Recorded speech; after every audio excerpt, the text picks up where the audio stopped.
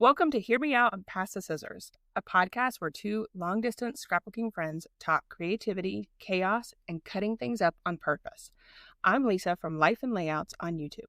And I'm Nicole from Kellybell. Whether you're scrapbooking at your desk, your kitchen table, or just in your head, grab your scissors and hear us out. So, hear me out. Hybrid scrapbooking. Okay, so you're talking about that middle space where paper meets pixels and where the boyfriend, which is the printer, suddenly becomes your best tool. Yes, today we're diving into the difference between traditional and hybrid scrapbooking, why we love both, what drives us nuts about both, and how hybrid has changed the way we create. So whether you're team paper, team pixels, or somewhere in the middle, grab your scissors and hear us out. Let's first start with the basics. Like, what do we mean by hybrid? Yes, I think that can be a little confusing, especially to a more traditionalist crafter. And I think for me, when I first started with hybrid scrapbooking, I thought that it had to all be hybrid. And now that I've worked a little bit more into it, it's been like a year now, I guess. I am loving the mixing of traditional paper. Maybe I have a collection that I don't have embellishments for, and stash diving into my stuff. While that's fun, and you are definitely a stash diver, I am like, everything's got to be matchy-matchy. And if the collection's available digitally, I'm going to go down that path. So what about you? Do you mix traditional papers with like regular scrapbook paper that you purchase with hybrid products, or do you only use hybrid products? No, I just realized weirdly enough, I don't. Like if I'm using a hybrid collection, I'm within that collection outside of maybe a pattern paper background because I can't print 12 by 12. But yeah, for some reason, my brain just very much stays in that box. That's interesting. Which, yeah, I didn't think about that until you asked me. And I'm like, wait, hold on. Okay, so let's talk about how we got started with hybrid. Like, what was your very first hybrid layout that you created or collection that you used? I was going to say, I can't remember. I want to say for sure it was a Traci Reed collection. And I want to say it was during 2020. I feel like I'm already chronically online, but I feel like we were all like, everybody was just, there was online crops. There was a lot going on. And I remember, I almost want to say Vanessa Bell had posted something with one of her newer collections at the time, and I was like, oh, I like that. And I remember I went, and I think it was one of it was either a freebie or a $5 one, and so I bought it, and I think it was probably months later before I even printed it out and used it. Oh, you know what it probably was? It would have been a school themed layout for Sarah Scrap's School Hop. I used the school line that Traci released because it had the weirdest school year ever title, and it had computer screens and the distance learning type stuff. So that was my first dipping my toe into it, but I think I only bought the stickers, which would in a sense be die cuts. I didn't buy any of the papers, and then ever since I've kicked myself because every time I go to use that, because it has really good basics in it, every time I go to use it, I don't have any paper. But I stash dive. I don't do like you do where you're like, I'm going to go find an online something to match this. And I'm like, I've got something. So I think I also purchased, I don't know if it was a school line, but she had a quarantine COVID line that came out obviously probably in 2020 or early 2021. And I purchased that, but I never used it. It sat on my computer. I didn't even think about it. It was out of sight, out of mind. And it wasn't until, I don't know how. Oh, I do know how. So Shannon was on Kellybell's design team, and I don't know how I found her channel, but her Disney layouts came out because Kellybell does specifically Disney stuff. And I loved the layout that she created because at that time, the only thing that I knew about was Simple Stories, Echo Park, the red, black, and yellow, the very Disney themed, but not specific Disney stuff. And my Disney content, especially now that I've been working with it for over a year, has been more about my pass holder experience as opposed to just travel Disney or vacation Disney. And so that the floodgates opened for me when I saw Shannon's layouts and went down that rabbit hole. And then once I opened up that, I was like, oh, wait, I do have Traci Reed's quarantine themed, and I still haven't used it, but it is on my mind to pull it out when I have the layouts that I want to complete for that. So my first hybrid layout that I ever created was about Splash Mountain. I feel like I don't remember. Did I message you? Because I remember like I was up here working and I put scrap videos on my computer. And so I was like work and look. And I remember looking up and being like, is she zoomed in? Like that is large and in charge. And I mean, it was like the size of a 4x6 photo. And I was like, I wonder if she knows that she can resize those things. I think that at that time, it was my first time creating anything hybrid. I don't think at that point I had upgraded my silhouette. So I had the Silhouette 1, the original silhouette. Software hadn't been upgraded because I hadn't used it in so long. So I spent a lot of time preparing to be able to work with that stuff to get the software updated. I had a super old computer that the battery was completely dead, so it had to stay plugged in. If it unplugged at all, the whole thing died. It was a good probably 6 months that I dipped my toe into hybrid and was dealing with the struggles of the Silhouette 1, which was super old, my computer, which was super old. And when I created maybe like 2 or 3 layouts in, I was like, all right, I'm hooked enough. Oh, I was wondering if you had talked yourself out of it at that point. Like it's too difficult. Oh, it was more of like, I love this hybrid stuff. And so let me see what I can find. Because I mean, we all know that I am one that is going to research. We all know that. But also I want to find the best deal and I don't want to spend a significant amount of money on things. And I found the Silhouette 4 refurbished. Okay. I do want to point out, well, I'll just ask you this. Why are you on the Kellybell design team? Well, you are the reason I'm on the Kellybell design team. Because when you found her stuff and you were like, this fits all these like random park stories and all this stuff. And I sat there and listened to you just go on this like rant for a while. I mean, it was a positive rant. It wasn't like a complaining rant. And I was like, I don't remember. Did she have a call at the time? She didn't. Because I was like, I feel like you're missing an opportunity here because we've discussed this before. You have this teaching style. You have this urge to like deep dive and figure out all of the possibilities that you can possibly do with something. And then you also like to share it with other people and break it down into easy to swallow segments. And I'm like, I feel like you could, converge the two things. And you're like, I don't want to be on a design team. I don't want to be told what to do. I feel like with hybrid, you have a little bit more like, can I do this? Can I do that? Because you're marketing to a completely different group of people. I feel like a lot of people that are buying digital products are digital scrapbookers. So to take a step back in regards to how I got onto Kellybell, I was in a couple of design teams prior to my break. Being on design teams was something that I did not like. I did not like being sent product that I was like, I have no idea what to do with this. This isn't my style. I'm not someone who is going to step out of the box a lot. I feel like you are great with it. Like some of the things that you come up with in regards to collections that we've had conversations with that I know you absolutely hate. Create a layout. It's a gorgeous layout. You focus on you do the B-sides, you do everything you do well, and you're able to do that. And that's, I think, why you're on major design teams, because you can take product that is not your favorite and make it beautiful. I cannot do that. And I will agree with you. I totally do that because a lot of times it's like I've made a promise to myself that I will never make a layout for the sake of marketing. So you're never going to find like a layout that just has a bunch of product on it, a photo from like our family photos, and there's no journaling. And it's like, I promised myself that I would find a way to be that regular scrapbooker who just happens to be on a design team and still instilling things that I like.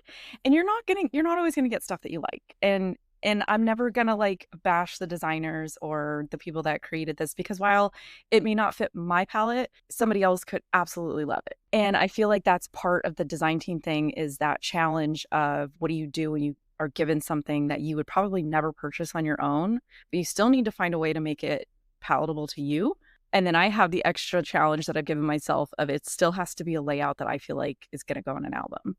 And we talked about this last time in our last podcast about being authentic to ourselves and making sure that our content is authentic to ourselves. And I feel like you do that so well with your design team content, regardless of whether you like it or not.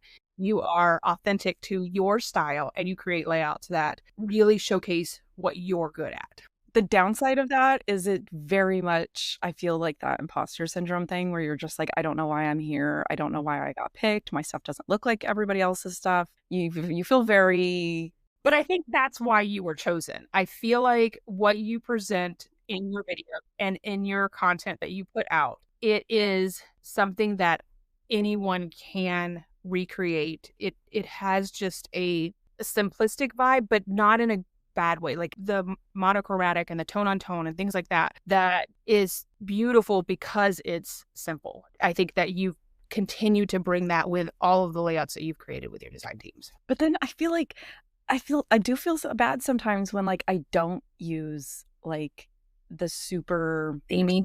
yeah, like, the super themey products or, like, the A-sides. I just try to tell myself that there's somebody on the team that is better with this stuff to share that to customers regardless of the team, and I'm over here trying to be like, maybe when you look at it, you're like, "I don't know if I like this," and I'm over here like, "Flip the papers over, look at the B-sides." Right. Yeah, well, like the poo layout that you did, which we are totally off like down a side tangent, but the poo layout that you did that is very theme specific, but you created a birthday layout for your husband. There was no poo stuff on it. There was no Winnie the Pooh at all, but it was still a very cute birthday line. And so it gets people out of their comfort zone and looking at other products or looking at the products in a different way that allows them to say, hey, I could use this for very theme specific things, or I could use it for non-theme specific things. But see, and I think you're doing essentially the same thing, only in reverse with Kellybell, because I feel like sometimes when you see like the image where there's like 5 like pre-made, very layer heavy clusters, but in a sense they're flat. Like you've shown multiple times like how to basically cut those multiple times and like make your own type of like stacked giant cluster in a sense. Pick apart the different things that like in the marketing photos, sometimes you can only look at it one way. I think you're doing a really good job of being like, okay, yes, but what if we did this? So let me get back to the design team and getting on the design team. So before my break, I was on a couple of design teams and I am so grateful for having that opportunity. But I got to the point where I was scrapbooking other people's photos because I didn't have content that I could put on these layouts. I didn't have that ability to be able to do things like that. And so I got burnt out. And when I came back, I was like, I'm not going to be on design teams. I don't want that pressure of having to create things that I don't like or that I don't want in my own album. So I'm creating it for other people. And the layouts that I created were beautiful and theme specific to whatever topic I was able to find for my friends' photos. But then that took away from creating for my own. And I have enough photos to create. In the beginning of this year, in the beginning of 2025, I had posted in one of the Disney Facebook scrapbook groups. There's a couple of scrapbooking groups out there that just post Disney layouts. And I had made a statement in that my goal for 2025 was to create more Disney layouts because I felt like I was neglecting my albums. Linda, who is the design team coordinator for what they call it, creative team over at Kellybell, she actually reached out to me and was like, hey, we're looking for a person who can create hybrid content. Is this something that you are willing to do? And my immediate response to myself was absolutely no. I was so mad at you for that. I was like, no. I was like, that's what I was like, hear me out just for a second. I'm like, you're missing an opportunity here because you teach good. Like you can handhold very well Yeah. and you can teach people that because with hybrid products, I noticed that some of the marketing photos just have that digital scrapbook look to them. And so I think people just automatically assume it's not for me. And one of the things so I had that conversation with you and you were pushing me and telling me to hear you out. And I said it was like, I think they were offering like a 3-month term. And I was like, at the end of the day, it's like, what, 6 layouts? Like, give it a try. And they were letting you pick products. that was the selling point for me, was that I didn't have a requirement in regards to creating layouts with the brand new stuff that was coming out because she creates content every week. But she's got a digital team for that. Yes. And so she has a team that is required to create digital layouts weekly, which that's a lot. I feel like I know layout, not saying that hybrid or digital content is easier than regular paper and gluing content, but still a weekly layout is a lot. I think it's just a difference in time. There's no printing, there's no cutting, there's no gluing, there's no like everything's kind of happening all digitally. So and plus it's like anything, the more you do it, the quicker you can be at it. Because I've seen on like Traci's team, she'll drop a new release and 30 minutes later, people are posting in the gallery. And I'm like, I'm still downloading files. Like, Yeah. So when she reached out to me, and so I finally agreed, but I was also in the middle of planning March Madness. And for me in 2025, March Madness was going to focus on Disney. So I got on this team and I was like, look, I had already made the decision that I was going to be using Kellybell stuff for some layouts. Obviously, not everything because I couldn't afford 30 new collections. yeah. So I reached out to her and I was like, hey, my requirement is 2 a month. I know that I am just starting, but are you willing to invest in me and allow me to give you more than 2? And we went back and forth a lot. Like it was a lot of conversation via text. And then finally she was like, can I call you? Because this is a lot. And so it was a bet for them as well. Because Yeah. Cause I don't think they like, unless people really know you and the way that you think about things, sometimes the things that you come up with, they're like, I don't understand what you mean. But when I executed, they're like, oh, now I get it. Yeah. So when I was talking to Linda on the phone, she was like, I don't know you. And so I mean this respectfully in the sense that I don't know you, but I cannot see you creating 30 videos in 1 month. And I was like, how about you go back and look at October and March of last year? Because it can be done. I've done it. So I got her on board and it was a little bit of a struggle because she was like, all right, we're going to take this chance with you, but it is a 1-for-1. So she would give me a collection and I would have to produce the layout before she would give me another collection, which as a planner, and I'm like knocking things out as quickly as I can, it's hard to like get out of all of those stages, right? I have to download files, print photos, create the layout, and then repeat the process, as opposed to if I had gotten 5 collections, download everything, create everything. Which to me was like mind blowing because it's 180 on the team that I'm on where we get a code and you can literally clear the shelves of the store and download every single thing in one order if you really want to and not have to mother may I. It was a lot, but I think after that March Madness and being able to show her that I had 17 layouts, I think she was like, okay. Yeah. So then here's the key to the warehouse. Just yeah. But then in April, I was like, I don't want to do layouts. Like I'm not doing any layouts, but I will do tutorials this month because I had mentioned that a lot in March Madness. I'm knocking these layouts out because I'm doing a layout a day. Give me a moment. And in April, I'll get you guys videos. Well, then she came back and she was like, I can't justify giving you another like 15, I think it was like 15 or 17 layouts. I was like, no, you're not giving me anything this month, but I need you to know that I'm going to create these tutorials and I'm not giving you any layouts this month. Like these 10 tutorials that I'm going to do is my design team requirement for the month of April. I'm not creating layouts for you. And so after we kind of got after that little dip of getting her on board with my craziness, and then I think she's also seen an increase. She's told me that there has been an increase in the group in purchasing because of my teaching style and being able to get people. Good. That was a very long first topic. That was only number 1. Oh no, that was 1. All right, so number 2 is traditional scrapbooking and our comfort zones. So we have been scrapbooking for many years with just regular paper and die cuts and embellishments and things like that. Has the traditional method of having the product to be able to touch it, to be able to see it, because it is a different type of product. Does that change our ability to create layouts? Does it make it harder? Are we limited with traditional as opposed to hybrid? I feel like we do have a little bit more with hybrid. So let's talk about the differences between the hybrid and the traditional and kind of some downfalls of traditional scrapbooking that opens ourselves up for when we do hybrid. For me, one of the biggest things that I am loving about digital content is the ability to size my embellishments. My favorite traditional company is Doodlebug. And the reason that Doodlebug is probably one of my favorites is that I can purchase the die cuts, the icons, and the mini icons. And I'm going to get 3 of the same exact elements in 3 sizes. And that's what I want. Sometimes I want a really large die cut, and sometimes I want a really tiny one to put on my little 2x2 square. Doodlebug does that very well. With hybrid scrapbooking, I'm able to recreate that. I can make this images whatever size I want. So if I want a really large image on my layout, I can make it really large. If I want to make a ton of really tiny ones like the medium boo layout that I just did, where I did a bunch of 3x3 squares and I made all my embellishments fit on that. I feel like the hybrid scrapbooking allows us to open that up. So traditional scrapbooking has that limitation of you only have the size that the designer has given you. Yeah, I was going to say, because I feel like I'm the opposite, where a traditional collection, the first thing that's going to get used up is those repeated small elements. First thing that I burn through.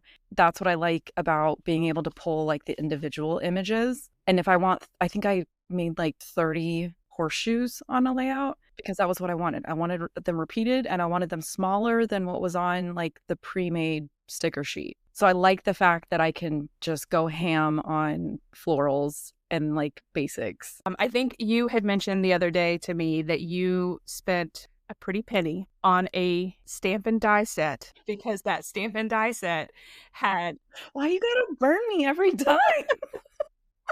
because it plays into this. That stamp and die set had tons of cute things on it, but They hit me at a weak moment. you bought it because of the little tiny, I think it was like little tiny like starburst or something like that. It was I ignored all of like the cute icons. It was the string of lights, the sparkles, and the one tiny heart that was on there. it was a significant amount of money for a die. It was expensive. It was expensive, yes. Whereas I feel like if that item was available digitally, one, it would have been significantly cheaper. I was gonna say, and I didn't look. That's my bad. Two, I don't think it is. And it's for Tinsel Time, which we're using for creative collections, which has a whole other tangent. It's downstairs, it's on my dining room table. It lives in my house now. And you know what? The next creative collections layout that I do, I will stop this thing that my brain does where I'm like, I want to use all these sparkle bits, but if I use them all on this layout, I don't have any more. And then it causes this whole like thing that happens with creative collections. I don't have that thought anymore because I can just make more. And I feel like the hybrid scrapbooking allows for us to go hard on our favorite product. Yes. Even like pattern papers. Like when you blow through all the B-sides in a collection and you are left with the icon paper, sometimes I want to cry. And I feel like that is definitely the appeal of the hybrid scrapbooking. We're able to customize all the items by the sizing that we need, as well as how much you need to print. And then also, too, a lot of the traditional scrapbooking papers, especially certain companies, their paper are huge. Like the designs are huge. And I would love it if like the 6x6 paper pad was 12x12, right? The images that are on the 6x6. Yes, if it was scaled down. And with hybrid scrapbooking, you can do that. I have tutorials on my video on how to resize images. So even if you are looking at these hybrid layouts or these hybrid papers and you're like, I really like that, but that's a large image and I don't like that, you have the ability to. There's even things, I think I showed it. It was like one of my first things with Traci Reed. I know it was the first collection that I onboarded with. You can take, like, the pattern paper doesn't have to just be the pattern paper digital file. You can drag and drop those pattern papers into any shape.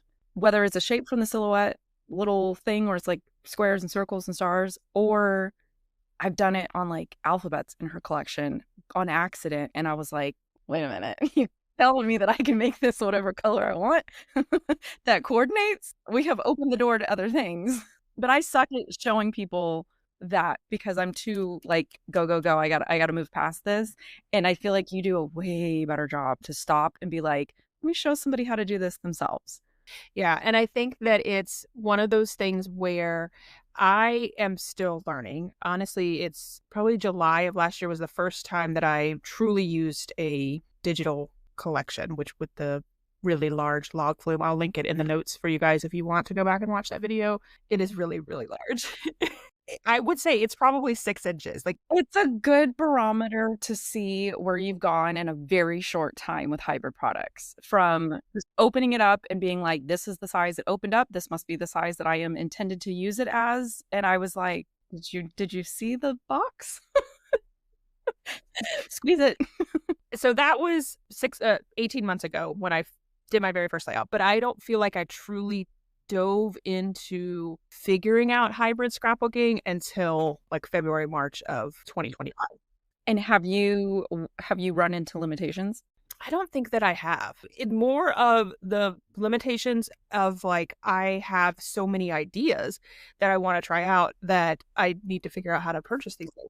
I feel like I only have one, and it's just the inability personally to print 12 by 12, but I just choose to work around it. I choose to pick sketches that don't require 12-inch sections, and I either use plain cardstock or I pull in anything from my stash that coordinates. And I don't see that as a limitation because I feel like there's always ways to hide it. I bring it up because it's 9 times out of 10, it's the comment that I get from viewers is, "Oh, well, I can't print 12 by 12."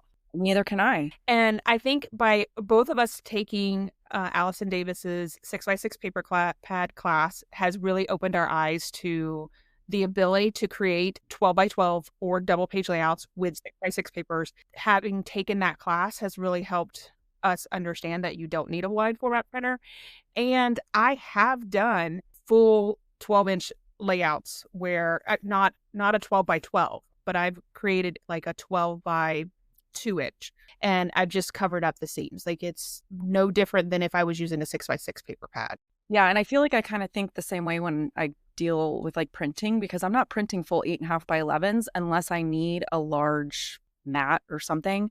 9 times out of 10, I'm printing like the traveler's notebook sizes because I can fit 2 on a sheet and I know I'm probably cutting strips or squares or something out of it. And I know it's going to be already a smaller pattern. A lot of times I almost do some of the prep and some of the cutting in a sense digitally. So I'm printing less. So I think there's a lot of appeal with the hybrid scrapbooking and being able, like we've talked about, all the things that we've talked about. And even with those limitations of not having a full 12 by 12 printer, which I in no way intend to purchase a 12 by 12 printer either. Like it's not something that I feel like I have to have. I don't remember if it was us talking or if you had mentioned it in a video as well. I feel like it's also filling this hole where, you know how sometimes like you'll see something, you'll watch a video, or you'll see a layout and you're like, oh, I love that. And then you realize that that line was out 3 years ago and you can't buy it anymore. Most of the people that designed the traditional collection have repurposed the files and offered it for sale digitally, either on their website or the manufacturer's website. And you can still, it was a doodlebug fishing one, wasn't it? You were like, I need 1,000,000 fish. And I was like, did you look up the digital collection? You were like, no. That has definitely opened my eyes. Like you can go back and find some of those like older. Somebody posted in one of the scrapbook groups, they saw Simple Stories Bro & Co. layout. And when they went to search for it, it was no longer available because I think that's probably about 3 years old at this point.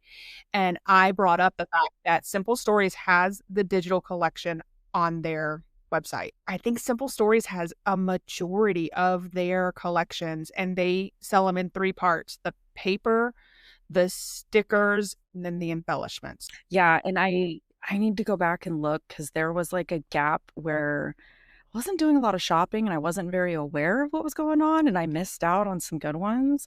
And I'm like not in a hurry to go like hunt them down because I feel like I can just go get the digital one. And then it opens up to where I don't have to worry about like, I don't like this pattern. Well, it's digital. If I never print it out, I'm not wasting it or anything. I can just print the ones that I like. And if you are a shopper at like discount stores, whether it be your personal scrapbook store at home, expos, things like that, especially at the expos, there's always those companies that have like huge boxes of single sheets of paper. And I love digging through those and looking for B-side paper. That's always my first. That's probably where half my Simple Story stash is from the 10-cent paper table. Yes. And so now that having the ability to get these digital elements, so even if you are like, I don't want to print paper, I don't have a 12 by 12 printer, I don't want to fuss up with the 8.5 by 11, if you're able to pick up these older collections at these expos or really anywhere, being able to print just the embellishments that go with it, I feel like opens up a whole other possibility for your purchasing and being able to get older collections or collections that are just really finite or really detailed specific collections. I think hybrid opens up that possibility as well. Yeah, for sure. So I feel like we've touched on the digital papers, resizing stuff, matching colors. Have you personally printed on anything other than paper? So the only thing that I have printed on, my presentation paper is what I love to print on. I feel like it gives the best quality. It is on my to-do list, which is ever growing, because I want to be able to print on canvas paper, vellum, and there was something else that I wanted to print on. Oh, like textured cardstock, because the presentation paper is smooth. So I wanted to see like the difference with those three. So it is on my to-do list to test out, do a video about it, and see these different types, because I definitely want to try different stuff. Have you printed on anything else? No, mostly because I get acetates in the Bella Boulevard collections, and I'm always looking at them like, I don't know what to do with you. Like, it's so out of my wheelhouse that I think I naturally, I'm like, well, I'm not going to print on acetate because it's not something I use. Vellum, I feel like I use to mute other papers. So printing on it just kind of is like, not interested. Like, not to say it doesn't look good when other people do it. It's just, it doesn't connect in my brain. And then some of those other ones, if things are too much texture, it's just a no for me. But I am down to watch you go through the experimenting. It is something that I want, but it's also something that I need to figure out cost-wise as well, because I've looked into canvas paper and it's not like extremely expensive, but if I'm buying canvas paper, vellum paper to print on, as well as textured paper. Yeah, I kind of feel like you almost have to have a very specific, like you already do a lot of pre-planning for your digital layouts, but I feel like you would almost have to be extra intentional because once you cut into it, you can't run it back through the printer. So you almost have to be like, I'm going to fill this with canvas buttons, digital buttons or something. Like you're going to fill it as much as you possibly can. I will say, if you do the canvas, I recommend doing letters because then they would be like canvas textured stickers. And I would be down for that. Yeah, so I need to figure out cost, because purchasing all of those, when you multiply it by 3, you're looking at like $50. So purchasing them and then also finding the right layout to do that, because I'll have to do the tutorial. I'm not one to waste paper. I feel like I have so much scraps of white cardstock of the hybrid scrapbooking that I don't want a ton of vellum and canvas and textured cardstock either. It's something that I need to definitely plan out. So we've talked a lot about the good parts of hybrid. Let's talk a little bit about the challenges and things that are not so fun with hybrid scrapbooking. For me, one of the biggest things is with a Doodlebug collection, yes, it is expensive. It's $100 to get, an entire collection with all of the pieces. Oh, I thought you were talking digitally. I was like, you're talking physical product to get the whole collection. Retail is about $100. Okay.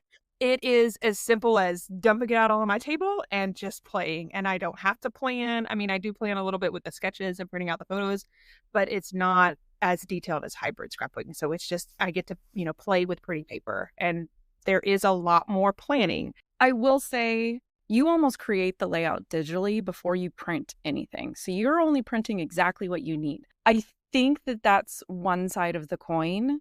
So it's kind of like, how much pre-planning do you want to do? Because I know a lot of people that also just print everything. They will print all of the papers, all of the stuff, and then essentially have like a physical collection that they can be hands-on with. Whereas you prefer to cut out the sorting of the actual paper product. So it's kind of like two kind of approaches that you can take with the printables. Right. And I think for me, because the layouts that I create with Kellybell are Disney theme specific, they are very niche topics. I don't want a full entire collection of Jasmine and Aladdin and Abu, right? Like I'm going to do maybe one layout, maybe two if I have another one. Whereas with you working with Traci Reed, I feel like some of her collections, as well as other companies, are very similar to the traditional scrapbooking, where you can print out an entire collection and you can use it on multiple different types of layouts.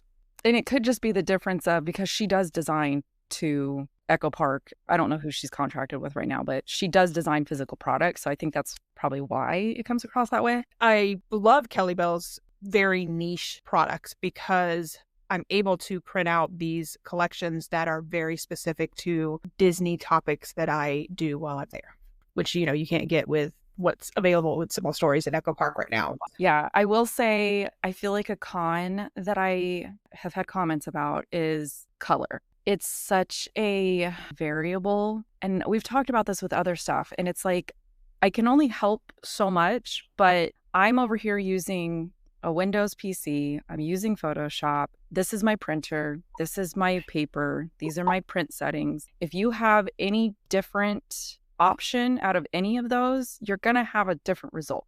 I'm okay that when I print stuff, it looks a little bit softer and a little bit more muted than what you see on like the marketing photos. But I've also learned that that's typical with even traditional stuff. Marketing photos are geared to be bright and eye-catching and stop you and get your money. There's ways to print it to the best of the ability with your specific stuff. And I've even noticed a difference. Like I can't print from silhouette. I can, but it looks completely different. And I mean, two completely different tones on the same piece of paper compared from the Cameo software to something like Photoshop versus something like Canva, which I think you did a comparison.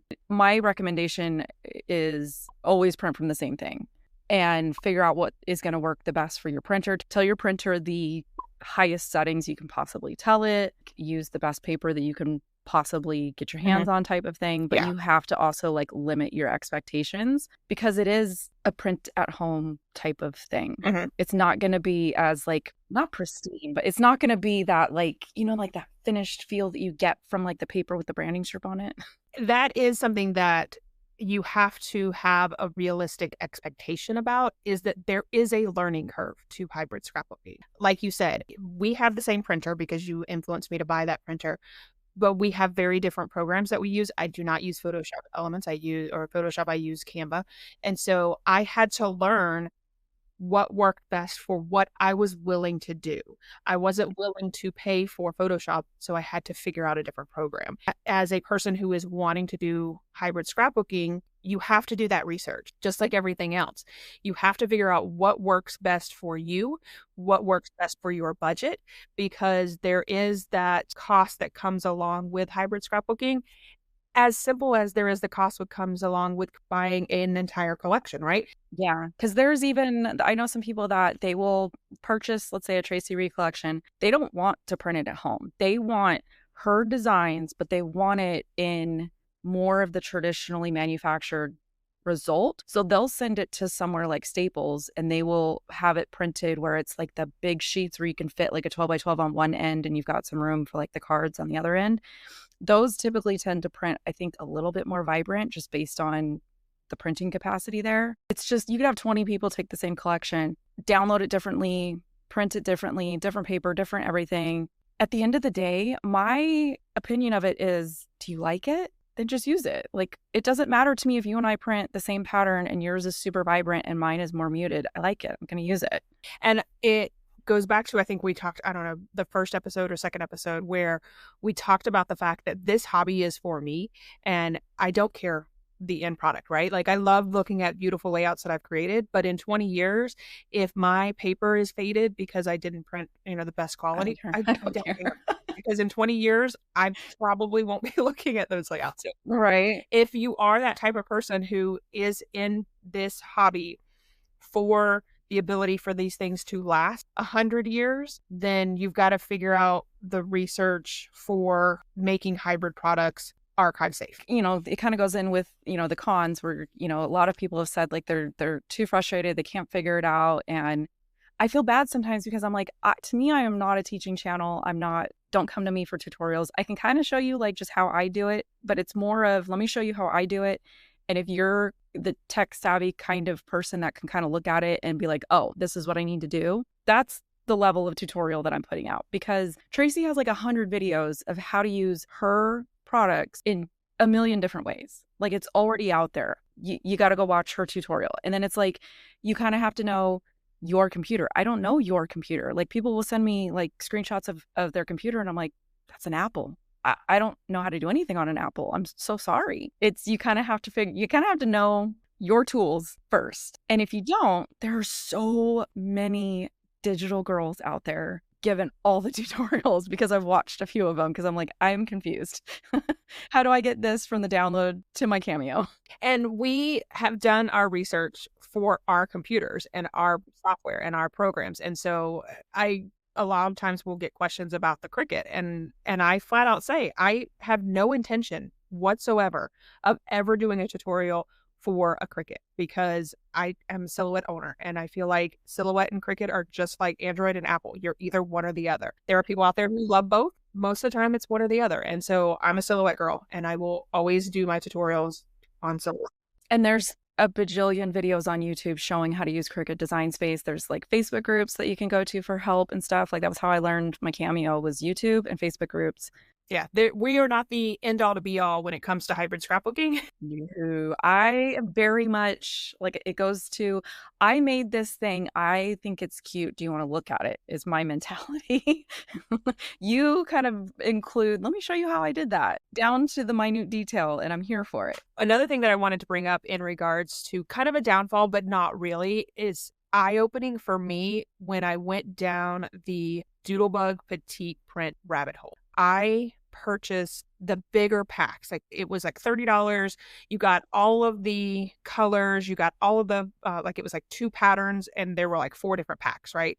So for my birthday or Christmas one year, I was like, Mom, this is what I want. I want you to spend $100 on paper because I want every single piece of the Doodlebug petite print. I want them all. And so that was one of my presents from my mom one year. So now I have a stash where I can dive in and pull out these petite prints. And then whenever I purchase a new Doodlebug collection, there's also the petite prints that are specific to that collection. And there have been times when I have pulled out a tangerine Doodlebug petite print from a collection and a tangerine Doodlebug petite print from that big pack, and they are not the same color. Yeah, I've had it happen between like the 6x6 and the 12x12. To me, it just verifies the fact that the two of us have the same printer. We can print the same thing and it will still be slightly off. And here you have a manufacturing brand using professional manufacturing and it's still not exactly the same. Exactly. And so when you are printing at home, know that Doodlebug and all of these other companies have the same problem. And I put that in quotations because it's not really a problem. It is just what it is. It's just variations. And I think that if you have ever painted a room or you've ever gotten like curtains or, big things where you have to have this thing made, the paint mixed or something like that. If you go back at a later time and do it again, it doesn't necessarily mean that. I was going to say, we can match it. You can, but right. Yeah. I'll know. It's not going to be exactly. You can try your very best, but because it's not happening at the exact same time with the exact same variables, there's going to be a slight variance in there. Right. And so you've got to realize and give yourself grace that if big manufacturers can't do it, you with your little $200 printer is not going to be able to do it either. Yeah. And I also feel like you kind of have to not necessarily manage your expectations, but realize that when you see people making, even like design team members, you brighten up your photos to make it look better. You kind of have to realize, like I try to keep, especially my hybrid stuff, as not natural. Like I do brighten them up a little bit, but I don't oversaturate the colors. I'm not out here trying to push them to where they look more like the computer screen. I want people to still be able to see this is what it looks like when I print it at home. I'm trying to get the colors close to what my eye sees and have my camera see that as well. But I have run into some instances where people have significantly bumped up the like saturation on their finished photos and claimed that that was how it printed, which disappoints me sometimes because I'm like, now you're just setting somebody up for that same expectation and they're never going to get that because you've edited your photo to mimic that. I think that goes back to the type of paper that you're using as well, because when I use the presentation paper and you're using hammermill paper, they print differently. The presentation paper, the ink sits on top of it, so you are going to get a more vibrant look to that printout than you are just regular cardstock like the hammermill. You have to decide what you want because the hammermill does have a better quality or thickness to the paper, so I feel like it does feel more like what you would get from a manufacturer. The presentation paper is thinner, but it has a different color. You got to give and take. What are you willing to give up to have one or the other? All right. So how has hybrid changed our workflow? I plan out all of my hybrid layouts, like you said, down to the T. I think I sent you a screenshot of something where I had dropped in photos and everything, and you were like... It was one of those, she broke my brain because I feel like I had naturally gotten almost there. And it just never occurred to me to do what you had done. And I was like, why did I never think of this? I had brought in a sketch, and I do have a tutorial for this. It's in my hybrid playlist where I bring in the sketch into Silhouette. I bring in the photos. I size everything to that sketch in Silhouette and then print it out. And I think this one I was trying to piece paper together is what I was trying to do. I was trying to figure stuff out. Yeah, I was almost there because I drop my photos in Photoshop. I will take a screenshot of the sketch, drop it in there. A lot of times, if I'm trying to decide between 2 or 3 different sketches, I'll sit there and kind of play around. I'll even open up a blank 12 by 24. I'll drag and drop it never occurred to me to just drag and drop the photos on top of the screenshot of the sketch. Never occurred to me. I was like, I'm over here, one step. So when you sent me that and you're going on and on and on, and you were like, are you okay? And I was like, I'm not okay. I'm over here still looking at this photo being like, why did this never occur to me? But these are like those little things that you can catch when you include like, not necessarily like the whole tutorial of how you're setting up your layouts, but you bring in just like a little bit of like, hey, here's something that saves me some time, or this is how I can I think this was how you were figuring out how to not have a log ride that was 6 inches tall, was you brought it in and like mimicked the layout. Cause I had asked you, I'm like, you can just make like in Silhouette, you can make like a 2-page layout, drop in some 4x6 squares. And like, that's how I size like individual things. And you were like, I didn't know I could resize them. And I'm like, well, I don't know. I've never seen Kellybell's files.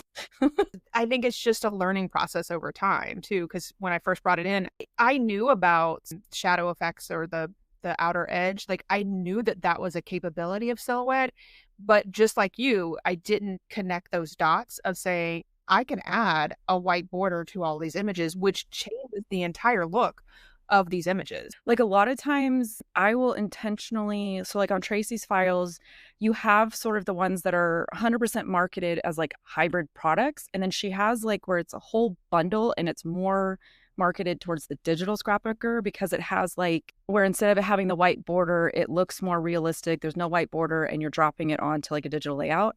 I always grab that one because there's alphabets in that one. And sometimes there's titles that are designed more likely for a digital layout. I just drag and drop them into Silhouette and use them like anything else. And I make it work for me. And it does give you a different look. So you can have your images be no white border. And if you look at collections too, there are things that are like that. So with the Doodlebug collection, I was doing a layout the other day. I realized that some of the stickers didn't have a white border. Some of them did. So you can even mix and match them on your layouts when you're creating them. I feel like your process with hybrid stuff, you do way more front end prep than just pulling product, pulling a sketch, pulling photos. I feel like you figure out the size of everything, the placement of everything, every single thing down to what you need. I don't really approach it any differently other than how much do I need to print based on what's my plan. If this is the sketch I'm following, okay, how many papers do I actually need? Do I need full sheets? Do I need half sheets? That's about all the planning I do. I still approach it like I approach regular stuff. And I think that could be considered a challenge is you are going to spend more time, whether you're doing a lot more planning like I do, or you're just pulling them down and printing them out, you're still spending more time in front of your computer as opposed to just playing with pretty paper. Where does that lead us next? What's our plans in regards to where we're going? So I would like to officially announce, I guess, that Kellybell has asked me to stay on. Yay! So glad I put my foot on your butt. Yeah. I think you are providing a very good service for those Disney scrapbookers who also are tired of the red and the black and the yellow. Like I think Simple Stories has been doing some different stuff, but it doesn't scream park. There was some mini collections that came out like 2 years ago that screamed park, but I feel like you cannot be the only one that gets so fixated on like the specifics of the park and the storytelling. And I feel like Kellybell's making a product that fills that. But I think when people hear it and they go to her store, they think, oh, well, I don't do digital scrapbooking, so this isn't for me. And you're over here like, hey, hear me out. Let me show you some stuff. Yes. So it was a 3-month commitment to start out with. And it actually, I didn't even get like a notification from her. She didn't reach out to me. It was actually, I reached out to her and said, hey, I feel like my time is up. Can we have a conversation about it? That's when we went back and forth a little bit, but at that point she said, we'd love to have you stay on for as long as you want. So until I am tired of creating Disney layouts, which I don't see that happening anytime soon, I will be on Kellybell's design team creating at least 2 layouts a month, Disney related. Yay, I'm excited. Super excited. I'm excited. What about you? Are you planning to continue with the hybrid stuff? So, I have one more project with Traci. My term is over. I do not think I will be continuing. I feel like I need a break. I applied to her team. I got on her team and I'm thinking great. And then life handed me a whole bunch of other stuff that I never saw coming. And I kind of had to have split focus. And now I can be like, I loved the experience. I learned a lot of stuff. Still love the products. We'll probably still shop her product, but it will be more of when I want to, not because I'm on a team type of a thing. I was actually listening to this podcast, a different podcast, had nothing to do with scrapbooking or anything like that. But the person was talking about how it was more about content creating, but not scrapbooking. Where when you first start out, whether it's brand new or you've been in the game for a couple of years, you feel like you have to say yes to everything or you apply for everything. And then once you have established yourself and you figure out this is my brand and this is what I want to be authentic about, then you can be like, okay, I don't have to say yes to everything. And so I feel like that's kind of where you are now. When you took on Traci Reed, it was, I'm saying yes to everything because I want experience with everything. I want to try everything out. And then, like you said, life handed you all kinds of opportunities. I also think some experiences and some teams like either work with your workflow and some don't. Like some you have like a really long leadway between when you get like an assignment or you get like Bell Boulevard and Simple Stories, they're mailing me product. So as soon as that product's in hand, essentially I can go. With hybrid, I can't do anything until I get the files. So sometimes there's either like a short run up or a longer run up. And I'm the type of person that like, as long as I know what's coming, I can kind of mentally prepare for it. If you tell me on Tuesday that I have something due on Friday, sometimes I'm a little like, whoa, I'm slow. And I don't have a plan. You have a lot on your plate. So if you have something that's due on Friday and being told on Tuesday, you're like, but I have like 3 other things on my plate that are also due this week. But I mean, it's one of those things where it's like, you know, every month there's going to be a new collection. So I mean, like, you know, it's coming. You just may not know like what the theme is or anything like that. And I feel like if you're a digital scrapbooker, you can grab a new collection and you can go and you can come back within like an hour or something. Sometimes with me, if I see something and I don't instantly have an idea, I kind of have to marinate on it. And there's been a couple, which to me was kind of a fun challenge, which was, you know, she'd come out with a new release and I would be like, I don't know what that is. It's not an immediate like, oh, but the girl does good B-sides. So I am usually like, okay, if I ignore the main theme, what does my brain bring me? And it can be like a tea party or something random that my kids did. And I'm like, you know what? Yes, I can work this. I don't know that it's necessarily helping promote this theme of the collection, but I'm still trying to be myself and I'm still trying to show other people you can kind of look beyond the theme and look at those basics. I said it at the very beginning of this episode. You are authentic to yourself, regardless of what collection you're working with. And you are able to pull some stuff out that just blows my mind. Every single time I see your layouts, I'm like, I would have never gone there. Sometimes I feel like it's a disservice to like the designer of the company where I'm like, I'm not saying I don't like it. I'm just saying I couldn't come up with something that was like on theme and I don't want to like fake photos. Like I feel like there's other people on the team that like are good at that. That does not need to be my job. My job is let me see how I would interpret this with my style and my concepts. Which is what makes you a really good design team member. It does. But I will agree with you that I do think that Traci Reed has some amazing B-side paper and her embellishments. I feel like you get a ton of embellishments with her collections. So many. All right. So I think that we have covered everything that we wanted to cover in regards to hybrid scrapbooking. Is there any topics or any like lasting words that you want to say about hybrid scrapbooking? I would just say if you're curious, if you're on the fence, if you want to test your printer, you want to test your software, most of these designers have freebies or like $5 bundles. I think there's a National Digital Scrapbooking Day, Black Friday. retirement sales. Just because the website says digital scrapbooking, don't paint the corner. Scroll and look for some freebies. Even if it's just, I feel like years ago I dipped my toe with just journaling cards from In a Creative Bubble. Loved them.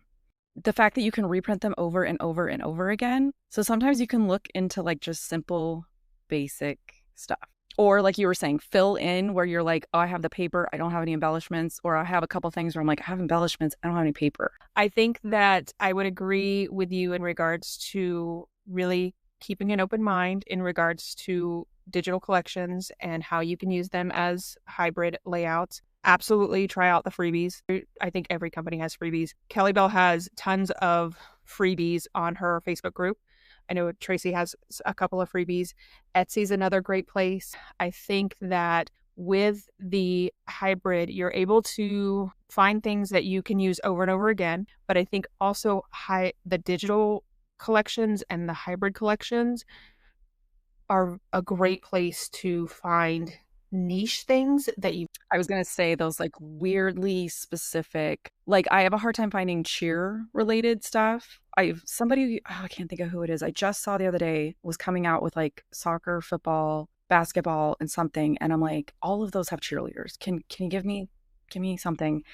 Chess club, like random things where you're like, can I get just a sheet of stickers? I can fill in with the paper. They do such a good job because they're not manufacturing a physical product. So they're not having to put the money forward on that. They can make endless possibilities because it's a digital product. I have a layout coming out real soon, and it's actually going to be a little bit longer because I have a tutorial in it, but it's about my LASIK experience. So having LASIK eye surgery, and that is such a niche thing, but I was able to find a collection on Etsy that had to do with just all things eyes. So like eye appointments, but it also included LASIK, and I was able to pull a ton of stuff. Was this the one where you changed the colors? Yes. And so that's what I was going to say. I had this collection that I knew I wanted to use. It has been in my stash forever. And the only reason that I've hung on to it for so long is because there is one sheet of paper in there that is full on eyeglasses all over. I have it. As soon as you sent me the picture, I was like, that is some My Mind's Eye. Yes. That is some 2012 paper right there. And so I knew I wanted to use that. And then all of the other papers are the pinks and the teals and blacks, just a beautiful color combination. And so I went looking for embellishments because, I have to be theme specific, and that's just who I am. And I found that. And then when I printed it out, it was blue, not teal. And so did some research and figured out a way to change the color in Canva.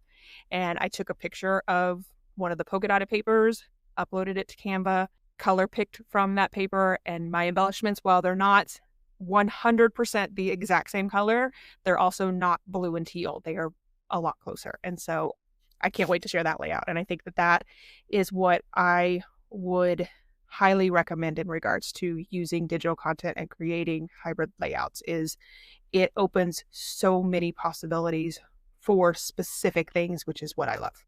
I can't wait. It's going to be an awesome one, and it's going to be a longer one too. Nice. I got a lot of die cutting I need to get done, so. All right, guys. So for next episode, we're going to dive into holidays. So that includes why we love scrapbooking certain holidays and why we avoid scrapbooking certain holidays. This also could mean why we don't want to scrapbook certain things because maybe there are people in our photos that are no longer in our lives. So where do we go with that? And then we're also going to touch just a little bit on our own Christmas layouts that we promised you guys with this year-long collaboration. I'm so sorry. Kind of taken a little back burner for actually both of us. And so we're going to talk about what creating with collections is going to look like in 2026 for both of us. So stay tuned for our next episode coming in 2 weeks. Bye, guys. Bye, everyone. Thanks for hanging out with us. If you like this episode, make sure you follow the show so you don't miss what's coming next. We're so glad you joined us today, whether you were gluing, cutting, or just avoiding your photo backlog. Until next time, pass the scissors.